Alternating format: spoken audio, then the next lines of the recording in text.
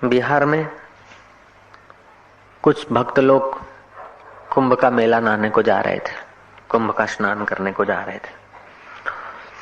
छोटे से गांव था, बनिए लोग थे। बनिए लोग दुकान पर बात कर रहे थे कि परसों चलेंगे, ऐसे ऐसे चलेंगे, ऊंटों पे चलेंगे, घोड़ों पे चलेंगे। तो चमार जो था उसने भी बात सुन ली। उसने कहा मैं भी चलूंगा यात्रा को। बनियों के साथों चमार हो लिया, स्नान किया, पंडा से संकल्प कराया। पंडा ने कहा कुछ न कुछ छोड़ के जाओ, तो किसी ने कुछ छोड़ा, किसी ने कुछ छोड़ा। चमार ने कहा कि अब मैं बोझा न ढोऊंगा, अब मैं अपने सिर पर कोई बोझा न रखूंगा, आज से मैं ये सौगन ले जाता हूं।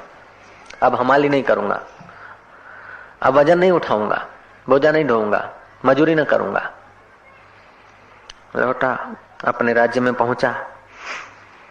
एक दिन बेगर कराने वाले आ गए सिपाही, उसको बोला ये उठाओ। उसने कहा मैंने तो बोझा उठाना छोड़ दिया है, मैं कुंभ के मेले में कसम खाकर आया हूं, चलो दुकानदारों से पूछवाएं। गए दुकानदार के पास, सिपाही को लेकर के, देखो मैं बोझा ढोना छोड़ के आया। बोले बोझा ढोना तो छोड़ के आया, लेकिन चमार का धंधा तो छोड़ा नहीं। चमार का धंधा नहीं छोड़ा तो तब तक चमारी, जब तक तू अपने को चमार मानेगा तब तक तेरे को फुटपाथ पे रहेगा, और चमार मानेगा तब तक बेघर करना ही पड़ेगा। ऐसे ये जीव कुंभ का मेला नहाए, मंदिर में जाए, कसम खाए, ये लूंगा, ये छोड़ूंगा, ये पकड़ूंगा, ये माला करूंगा, लेकिन अपने को देह मानना, अपने को चर्म वाला मानना जब तक रहेगा तब तक इसको बेघर कराई जाएगी। जन्मो, मरो, माता के गोद में आओ, रो, हंसो, मार खाओ, इकट्ठा करो, फिर एक झापट पड़ी, छोड़ दिया, सब बेगारी। सारा जीवन मजूरी किया, एक मौत ने बेगारी कर दिया। सारा जीवन हम बेगारी करते हैं, मौत के बाद भी फिर नए जन्म में बेगारी करते हैं। जब तक अपने को चमार मानते रहोगे और शरीर के फुटपाथों में रहते रहोगे तब तक बेगारी कराने वाले तुमको पकड़ के कराएंगे ही। इसलिए अष्टावक्र कहते हैं कि इस बेगारी से बचना हो तो यदि देह पृथकत्व, यदि देह से अपना पार्थक्य आ जाए और आत्मा में हम प्रत्यय आ जाए तो मुक्त होना, सफल होना इतना आसान है कि महाराज जितना कंगाल होना आसान है उतना ही शहंशाह होना आसान है। रात को स्वप्न आए, सुबह जागो, सपने को देखो कि जैसे स्वप्न आया था, सच लग रहा था, बीत गया कलम। ऐसे ही जगत स्वप्न है। कल की बात आज स्वप्न है, बचपन की बात अभी स्वप्न है, युवावस्था की बात स्वप्न है, शादी की रात स्वप्न हो गया, जनेऊ के दिन स्वप्न हो गया, बीमारी के दिन स्वप्न हो गया, तंदुरुस्ती के दिन स्वप्न हो गया, ये पूरा जीवन स्वप्न हो जाता है। मेरे गुरुजी जब अंतिम श्वास ले रहे थे शरीर से, तो शरीर में ऐसा कुछ योग्यता नहीं थी शरीर की कि वो कुछ बोलने के काम आ जाए, फिर भी टूटे फूटे शब्दों में कहा कि देखो दिसी बेन सब सुपनो थियो, सुपनो दिसी छड्यो, 93 साल का सपना देख लिया। तो ऐसे ही बारीकी से कभी कभी बैठो कि आपको थोड़ा सूक्ष्म विचार करोगे तो पता चलेगा कि सब सपना है। और सपने के जगत में हम कितना बोझा लेकर घूमते हैं, कितना जटिलता लेकर घूमते कि ये करना है, आવું तो करવું જ પડે, આવું તો દેખાવ રાખવો જ પડે, અહીં તો જવું જ પડે, આજ બેસતો વર્ષ એટલે ફલાણે ત્યાં નાક રગડવો જ પડે, ફલાણે ત્યાં આમ જવું પડે। પણ ભાઈ તું પોતાના ઘરે તો આ એક દાડો, મારે ગામે જવું પડે, દુકાને જવું પડે, પેઢીએ જવું પડે, આશ્રમમાં જવું પડે, તિજોરીમાં જવું પડે, બેંક વાળાને ત્યાં જવું પડે। અરે ભાઈ ત્યાં આખો જીવન જાત છતાંય શાંતિ નહીં મળે। એકવાર તું પોતાના ઘરમાં તો આય, अपने स्वरूप में तो आकर देख, फिर बैंक वाले तेरे पीछे घूमेंगे। ओम ओम ओम ओम ओम ओम ओम ओम ओम ओम। चीन में एक प्रसिद्ध फकीर हो गया नरोलम्मा। उसके शिष्य ने कहा कि गुरुजी क्या करूं? बोले कुछ करना नहीं है। नरोलम्मा ने कहा कुछ करना नहीं है, केवल डूब जा। गुरु ऐसा कहकर चुप हो गए। शिष्य समझदार रहा होगा। शिष्य गुरु के तरफ निहारता निहारता निहारता अपने श्वासों को देखता देखता देखता देखता देखता खो गया। कुछ ही घड़ियों में चेहरा खबर दे रहा है कि पूरा डूबा हूं। डूबना कोई पानी में डूबना नहीं है, कोई रुपयों में डूबना नहीं है, अपने आत्मा में डूबना है। जब शिष्य डूबता हुआ गुरु को दिखता है तो गुरु का हृदय भी और छलकता है। देखते देखते वो सत्य की खबरें दे रहा है। आंख उठाकर अब देखता है तो पहले जिस वक्त आंख बंद की थी तो अज्ञानी था, और अभी जो आंख खुली तो ज्ञान को उपलब्ध होकर आया। ये कठिन नहीं है, केवल जम जाए बस। सत्य तो तुम्हारा आपा है और सुख तो तुम्हारा स्वरूप है, लेकिन इतने पटल चढ़ गए हैं, इतनी मान्यताएं और कल्पनाएं चढ़ गई है। देख देख कर हम सुखी होते। कोई हारता है, वो दूसरा हारता है तो सुखी होते हैं, अपना जीतता है तो सुखी होते हैं। वेदांत कहता है दूसरा और अपना ये मन की कल्पना है। शिवोहम जपना, न दूसरा है न अपना है, शिवोहम जपना है। लेकिन इसी आवेग में, इसी उत्साह में, उसी में हम आज सैकड़ों रुपए की टिकटें लेते हैं, वाह वाह करते, ये वो करते। इतना आदमी बिखर गया है, और बिखरने में उसे मजा आता है, क्योंकि बिखरने की आदत है। जैसे दारू पीने की आदत है, बीड़ी पीने की आदत है, चिकनी की आदत है कि हाश अच्छी। तो तुम जब परमात्मा को प्रेम करते हो तो तुम्हारे ब्लड में भी वो प्रेम के वाइब्रेशन होते हैं, तुम्हारे निगाहों में भी होते हैं, तुम्हारे इर्द गिर्द भी होते हैं। प्रेम न खेतों उपजे, प्रेम न हाट बिकाए। प्रेम कोई पैसों की चीज नहीं है। 10-20 रुपए लेकर तुम खुशियां लेने जाओ बाजार में, नहीं, फटाकड़े मिल सकते हैं, मिठाई मिल सकती है। फटाकड़े और मिठाई में भी तुम्हारी भीतर की खुशी, उस यार का सानिध्य होगा। तुम जितने अंश में अंतर्मुख होगे उतना ही उसमें से सुख मिलेगा, उतना ही उसमें से आनंद आएगा। पृथ्वी, जल, तेज, वायु, आकाश में इन चीजों में आनंद नहीं, आनंद तुम्हारे स्वरूप में है। यदि देह को अपने से पृथक मान लेगा, जान लेगा, तो तुरंत ही शांत हो जाएगा। अभी अभी तो सुखी हो जाएगा। देह के साथ तादाद में है, उसके लिए सब साधना करनी पड़ती है। मैं देह नहीं हूँ, मैं शांत स्वरूप साक्षी आत्मा हूँ। इस प्रकार देह से पृथक हो जाएगा। जैसे सूखा नारियल नारियल में रहते हुए भी नारियल से पृथक हो जाता है, वैसे ही देह में रहते हुए भी देह भाव से आदमी पृथक होता है तो सुखी हो जाता है, शांत होता है। उस भाव को प्रकट करने के लिए पहले इष्ट में, गुरु में, भगवान में प्रीति करनी पड़ती। और प्रीति करते करते आप खो जाते हैं तो प्रीति करने वाला भी शांत हो जाता है, मौन दशा प्राप्त हो जाती है। कबीर को काशी नरेश ने जाकर कहा कि महाराज कुछ सत्य का उपदेश दीजिए। कबीर चुप हो गए। महाराज कुछ उपदेश दीजिए गुरुजी। कमाल खड़ा था पास में। कमाल ने कहा उपदेश तो दे रहे हैं, तुम लेते कब? तुम ले नहीं रहे हो। नरेश कहता मैं समझ नहीं पा रहा हूँ। कबीर ने कहा फिर ध्यान करो। धीरे से बोलकर कबीर शांत हो गए, ध्यान की मुद्रा में बैठ गए। नरेश ने कहा मैं समझ नहीं पाया। जोर से कहा कि चित्त को शांत करो। बोला और कुछ विस्तार से कहो। कबीर ने कहा अब सत्य ज्यों ज्यों हम बोलते गए त्यों त्यों सत्य खोता गया। ज्यों ज्यों हम बहिर्मुख हुए त्यों त्यों सत्य का उपदेश न रहा। अब तो केवल चर्चा रही, सत्य की अनुभूति खो गई। आदमी जितना अंतर्मुख होता है, जितना मौन होता है, उतना वो सत्य के करीब होता है। जितना शांत होता है, मौन होता है, उतना परमात्मा के करीब होता है।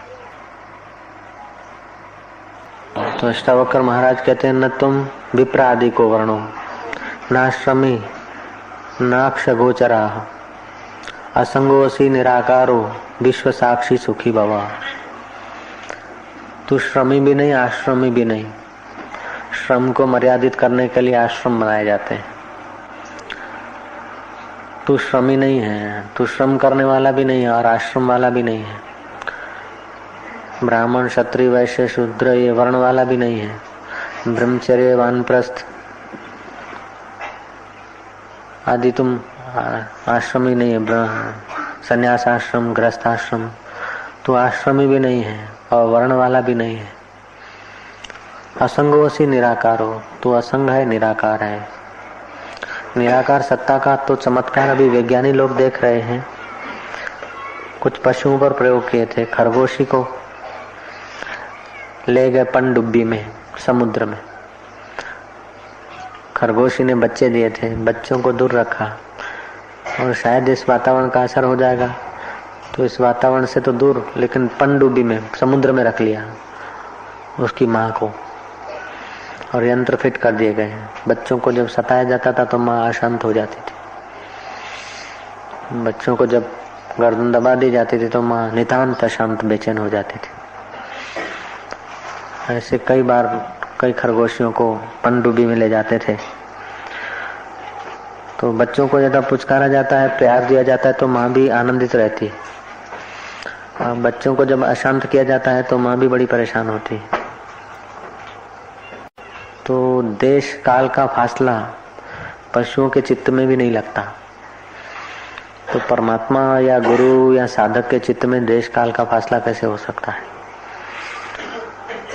तो जो परमात्मा है, अस्तित्व जो है वो भी तुम्हारा माता पिता वही है। तो जैसे बच्चा परेशान होता है तो माता पिता बेचैन हो जाता है, तो अस्तित्व जो है, ईश्वर जो है, तुमको परेशान नहीं करना चाहता है। तुम यदि परेशान हो तो अपनी कल्पनाओं के कारण हो, तुम्हारे नासमझी के कारण, कुसंग के कारण। तुम यदि खिन्न हो, दुखी हो तो मान्यताओं के कारण। अष्टावकर बोलते हैं, न तुम विप्रादि को वर्णो, न श्रमी न क्षमो गोचरा, असंगो असि निराकारो, विश्व साक्षी सुखी भवा। कृत उपासक है, यदि श्रद्धालु है, अधिकारी है, तो इन वचनों से महावीर ने कहा, श्रावक लोग सुनने मात्र से तर जाते हैं। श्रावक माना जिस अधिकारी है, अधिकारी श्रोता सुनने मात्र से सत्य को उपलब्ध हो जाता है। अष्टावक्र इतनी ऊंची बात कर रहे हैं कि उस करना कुछ नहीं है, केवल चित्त की विश्रांति पाना है। चित्त की विश्रांति मोक्ष है, चित्त की चंचलता बंधन है। बुद्धि फल अनाग्रह, जिद्दी लोग जो है ना, उनको परिश्रम करना पड़ता है। जक्की और जिद्दी, जितना जक्की स्वभाव है, जिद्दी स्वभाव है, उतना ईश्वर से हम दूर हैं। और जितना सरल स्वभाव है, वाह वाह साईं, वाह गुरु, तेरी मर्जी, तेरा बाणा मीठा लागे, उतना ही हम शांति को उपलब्ध होते हैं। सिंध में जो लोग रहते थे और विदेश में जाकर कमाते थे, उनको सिंधवर्की कहा जाता था। सिंधवर्की खूबचंद के बारे में सुना जाता है कि वो खूबचंद अपनी पत्नी, माँ बाप छोड़ के विदेश में कमाने गया। खूब धंधा रोजगार में बरकत रही। 2 साल में एक बार आया, फिर 2 साल में आया, ऐसे करके उसको एक बेटा हो गया। एक का एक बेटा। खूबचंद अपने कमाने के लिए विदेश चला गया और उसके बेटे को निमोनिया हुआ और वो चल बसा, मर गया। पत्नी ने उसको खबर न दी। खबर देने से वो बेटा तो लौटेगा नहीं, पति जहाँ होगा वहाँ बेचैन हो जाएगा। पत्नी ने बेटा मरने की खबर नहीं दी। खूबचंद जब लौट के आया तो पत्नी ने एक गेम खेली, एक खेल खेला। पड़ोसन के गहने ले आई, पहन लिए, खूब सज धज के रही। पति का स्वागत किया मिसिस खूबचंद ने। पति ने पूछा, किशोर कहाँ है, बेटा कहाँ है? तो कहीं होगा, खेलता होगा। आप नहाइए धोइए, आराम करिए। नहाए धोए, भोजन कराया, पैर पखाल रही है, सेवा कर रही है। बोलते देखिए गहने कितने सुंदर हैं, और पड़ोसन के लाई हूँ और वो मांग रही है, मैं उसे देना नहीं चाहती हूँ। पति बोलता कि पगली, किसी की अमानत है, उसको देने में क्या, ऐसा क्यों करती, तेरा स्वभाव क्यों बगड़ गया? बोले नहीं, वो मांगती तो है रोज रोज, लेकिन मैं देना नहीं चाहती उसको। जा दे, पहले वो काम कर दिया। उसने बोला नहीं नहीं, ये तो गहने मेरे हैं।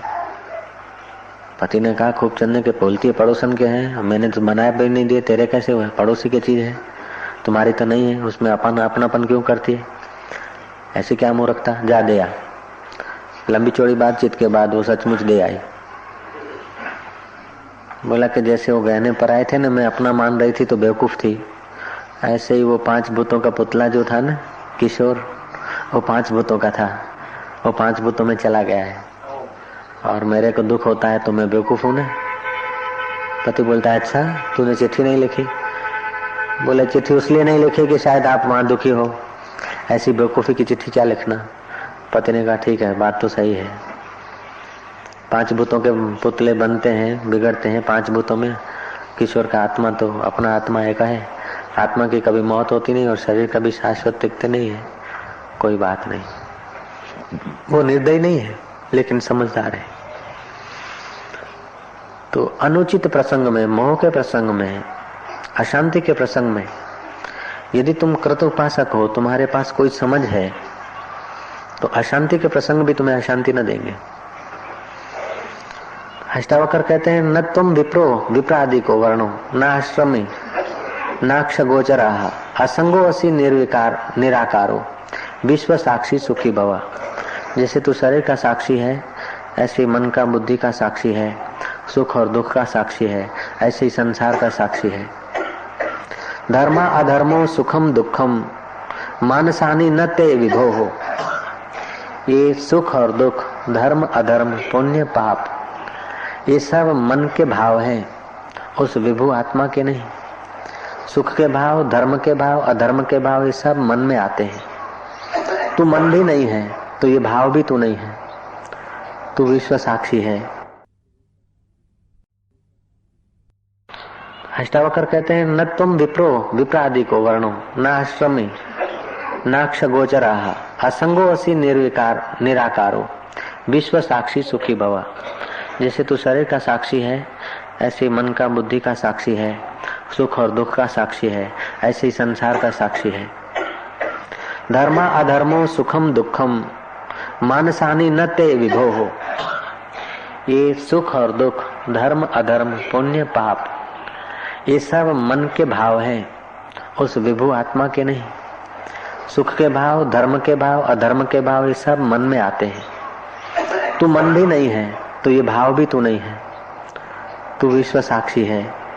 न कर्तासी न भोक्तासी मुक्तो एवासी सर्वदा। ऐसा नहीं कि तू काल मुक्त होगा, परसों मुक्त होगा। चुंडाला अपने बच्चों को ये उपदेश देती थी, न कर्तासी न भोक्तासी शुद्धोसी बुद्धोसी निरंजनो नारायणोसी। तो जो मूढ़ अपने को बंधन में मानता है वो बंध जाता है, और जो अपने को मुक्त मानता है वो मुक्त हो जाता है। तो अष्टावक्र बहुत ऊंची बात कह रहे हैं। बुद्ध तो 7 कदम चले, बाद में कहा कि मुक्ति हो सकती है, संसार दुख रूप है, दुख से छूटा जा सकता है। 7 कदम चले, बाद में 8वें कदम में कुछ सत्य की बात कही। लेकिन अष्टावक्र तो पहले ही शुरू से ही सत्य कह देते हैं। न पृथ्वी न जल न अग्नि न वायु, ये 5 भूतों का पुतला तो नहीं है। सीधी सादी बात है, एकदम स्वच्छ है। लेकिन हम लोगों की उपासना नहीं, गैर संस्कार पड़ गए, उसलिए कुछ करो, इतना इतना करो, इतना कमाओ, इतना खाओ, इतना धरो, इतना मरो, बाद में कहीं सुखी होंगे। तो सुख का दरिया लहरा रहा है, सुख का सिंधु तुम्हारे साथ है, पास है, और वो सुख स्वरूप परमात्मा तुम्हें दुखी करना भी नहीं चाहता। जैसे बच्चों पर हरकत हुई दुख की तो माँ बेचैन हो गई, ऐसे ही तुम पर यदि दुख की असर होती है तो माँ की माँ जो है परमात्मा, वो अस्तित्व, जो ईश्वर आत्मा, वो कोई खुश नहीं होता। ईश्वर तुमको दुखी करके खुश नहीं होता, तुमको सुखी होकर खुश होता है, तुमको शांत देखकर खुश होता है। ईश्वर कहो, गुरु कहो, एक ही तत्व के 2 नाम है। ईश्वरो गुरुरात्मेति मूर्ति भेदे विभागिनो व्योमवत् व्याप्तम देहाय तस्मै से गुरवे नमो।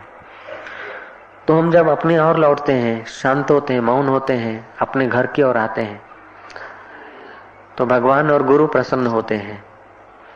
और जितना जितना आदमी मौन होता है उतना उतना वो महान होता जाता है, और जितना जितना बहिर्मुख होता है उतनी उतनी उसको गेलछा चढ़ती है। फिर कुछ करके, कुछ देख के, कुछ पाकर, कुछ खोकर आदमी सुखी होता है। वो सुख टिकता नहीं है। अष्टावक्र कहते कुछ करना नहीं है, केवल जानना है। कोई मजूरी करने की जरूरत नहीं, चित्त की विश्रांति, जहां जहां मन जाता है उसको देखो। जितना अधिक तुम शांत बैठ सको उतना तुम महान होते जाओगे। कीर्तन करते करते देहाध्यास को भूलना है, जब करते करते इधर उधर की बातें को भूलना है। जब इधर उधर की बातें भूल गए तो जब भी भूल जाए तो कोई हरकत नहीं, शांत भवा, सुखी भवा। विष्णु की पूजा में आता है शांताकारम गगन सदृशम मेघवर्णम शुभांगम लक्ष्मीकांतम कमल नयनम। सच पूछो तो विष्णु भगवान को मेघवर्ण क्यों कहा? व्यापक चीज हमेशा मेघवर्णी होती है, गगन सदृश होती है। समुद्र का पानी नीला दिखता है, आकाश नीला दिखता है। ऐसे जो परमात्मा है, जो विष्णु है, जो सब में बस रहा है, वो व्यापक है, इसलिए इसको नीला वर्ण कह दिया।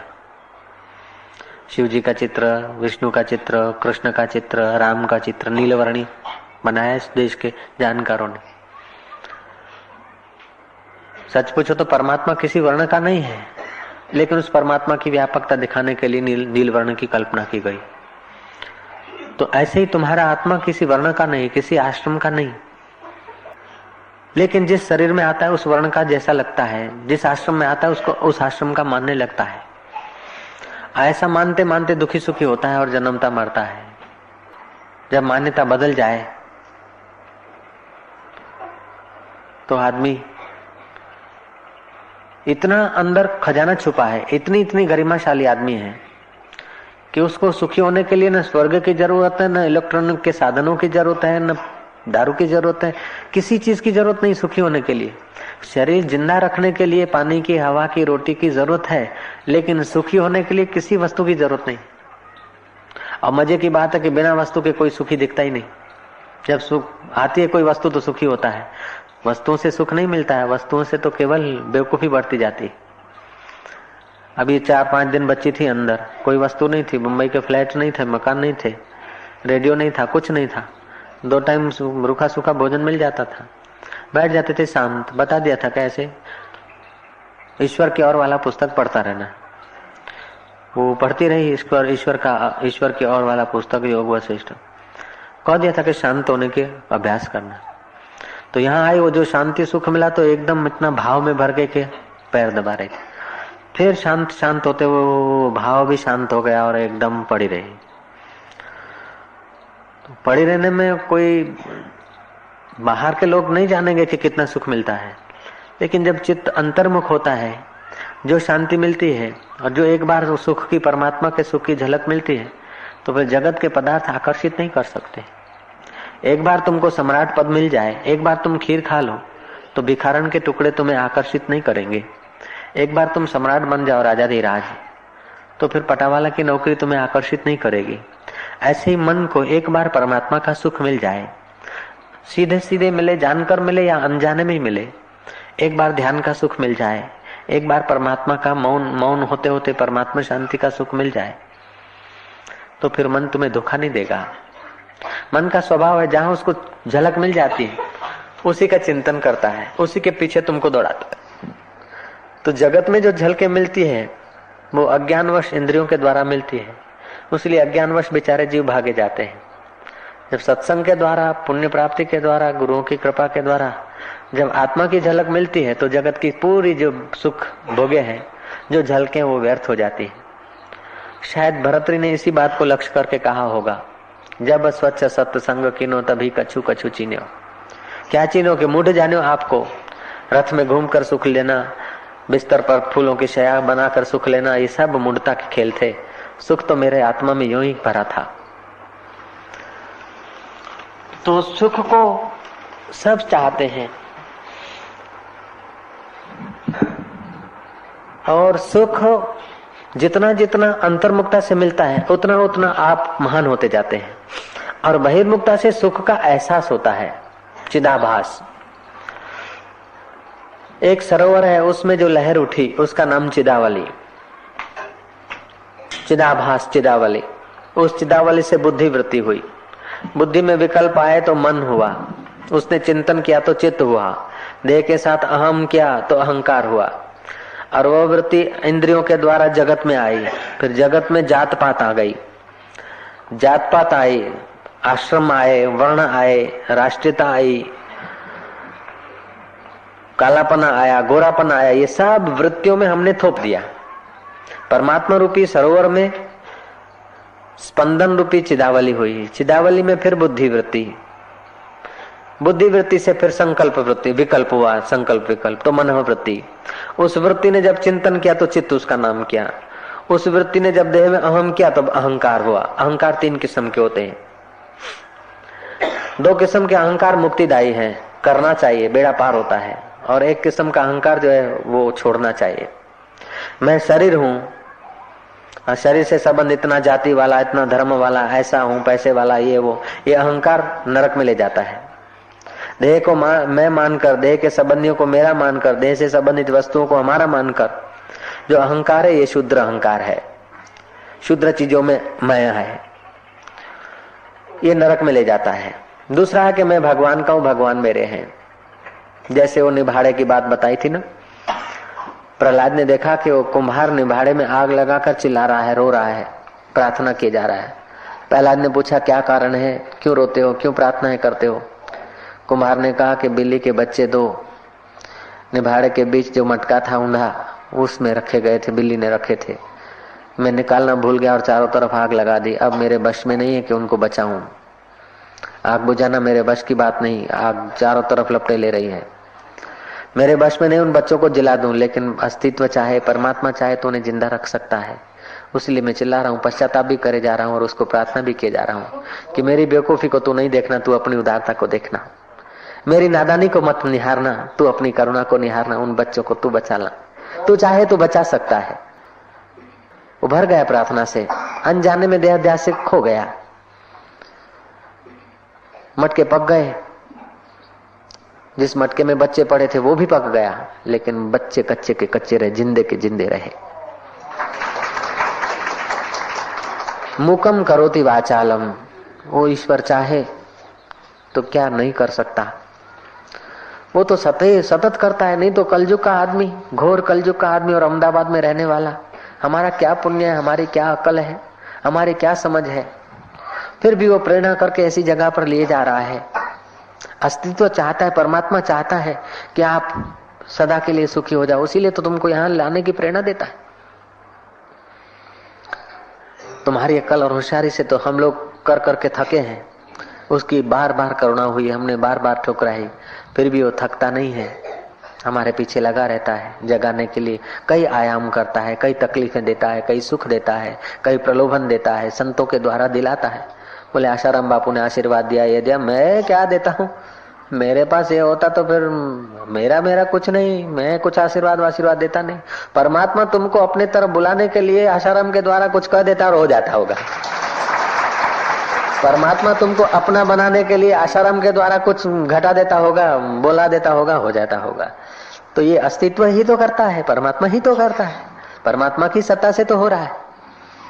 तो जब वो करुणाशाली ईश्वर इतना इतना कर रहा है, इतना इतना तुम्हारा ख्याल रख रहा है, बिल्ली के बच्चों को निभाड़े से बचाया, अब बिल्ली के बच्चों को निभाड़े से बचा सकता है तो अपने बच्चों को संसार भट्ठी से बचा ले और अपने आप में मिला दे, तो उसके लिए कोई कठिन भी तो नहीं है ना। परमात्मा तो सचमुच इधर उधर कहीं है नहीं। तुम्हारा अहंकार होता है तो परमात्मा छुप जाता है, तुम्हारा अहंकार खो जाता है तो परमात्मा हो जाता है। एक बूढ़े फकीर से गृहस्थी ने पूछा कि बाबा जी तुमको भिक्षा तो हम देंगे, लेकिन तुम्हारे जीवन का अनुभव क्या है? बाबा जी ने कहा देख ले। बाबा जी ने मुंह फाड़ा तो दांत नहीं, अजीब घुमा के देखा है, बोले यही अनुभव है मेरे जीवन का। बाबा समझे नहीं, बोले देख दांत कड़े हैं तो गायब हो गए और जीभ नरम है तो अभी तक है, जो कड़ा है वो जाता है। ये मेरे जीवन का अनुभव है। जो अकड़ है, जिसमें कड़ापन है, अकड़ है, वो जल्दी मर खो जाता है, मर जाता है। अकड़ वाले सब गायब और जिसमें अकड़ नहीं है वो अंतिम तक रहती है। तो देह को मेरा मानकर जो अकड़ा है और देह के द्वारा, बुद्धि के द्वारा जो कुछ जगत का कचरा भरा है, उस विद्या को मेरी विद्या मानकर जो अकड़ा है वो जल्दी टूट जाता है। लेकिन जिसको इन चीजों की अकड़ नहीं है, जो अस्तित्व पर बिखरा है, वो जैसे जीवा मुंह में कायम रहती है, दांत टूटते फूटते रहते हैं, ऐसे ही उसकी भक्ति, उसकी श्रद्धा, उसकी ईश्वर प्रीति कायम रहती है। तीसरा अहंकार होता है गुणातीत। न ये बेटा है, न मकान है, न घर है, न दुकान है, न मैं हूं, न मेरा है, न जीव है, न ईश्वर है, केवल सब संकल्पों का खेल है। बस जो है सो वो एक ही सच्चिदानंद असंग, मैं आत्मा हूँ, मेरे ही अनेक रूप हो रहे हैं, मैं ब्रह्म हूँ। सूरज में ओज मेरा है, चंदा में चांदनी मेरी है, ऋषियों में ऋषित्व मेरा है, साधुओं में साधुता मेरी है, जोगी मेरा ही योग करते हैं, तपस्वी मेरे लिए तपस्या कर रहे हैं, ज्ञानी मेरे को ही साधते हैं, और भोगी मेरे को ही ढूंढ रहे हैं। मैं सुख स्वरूप हूँ, मैं आनंद स्वरूप हूँ, मैं ब्रह्म हूँ। ये शुद्ध अहंकार है। यह अहंकार करने से बेड़ा पार हो जाता है। अहंकार करना है तो ऐसा करो, मैं चैतन्य हूं, मैं परमात्मा का हूं, गुरु का हूं, या तो मैं ब्रह्म हूं। 3 प्रकार के अहंकार है, एक छोड़ दो, 2 तुम्हारे हैं।